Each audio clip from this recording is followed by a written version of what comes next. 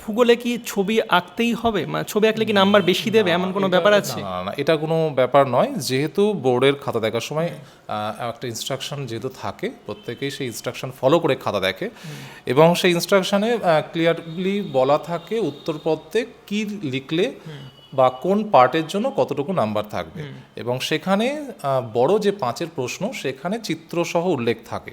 এবার চিত্রসহ উল্লেখ থাকলে চিত্রের জন্য 1.5 নাম্বার করে থাকে, তা এবং 3.5 নাম্বার লেখার জন্য থাকে, এবং সেই চিত্রের জন্যই 1.5 নাম্বার পাবে। এবার যদি চিত্রসহ উল্লেখ না থাকে বোর্ডের প্রশ্নে, তাহলে চিত্রের জন্য আলাদা কোনো নাম্বার নেই।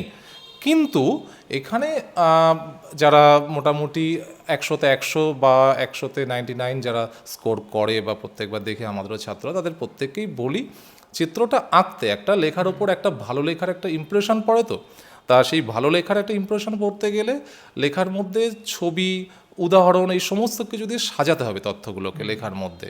তা যথেষ্ট যুক্তিভিত্তিক থাকতে হবে। লেখা বড় হবে না, লেখা অল্প হবে, কিন্তু তার মধ্যেই টোটাল বিশ্লেষণটা থাকবে অল্প লেখার মধ্যে, এবং সেখানে চিত্রটা যদি দেওয়া হয় আমার মনে হয় লেখার স্ট্যান্ডার্ডটা একটু বাড়ে, এবং সেক্ষেত্রে পরীক্ষক যিনি দেখেন তার পক্ষেও সুবিধা হয় নাম্বারটা প্রদান করতে, যদিও চিত্রের জন্য আলাদা কোনো নাম্বার থাকে না। চিত্র না আঁকলেও 2-এর প্রশ্নে 2-এ কিন্তু 2ই পাবে, 3-এর প্রশ্ন সম্পূর্ণ 3ই পাবে।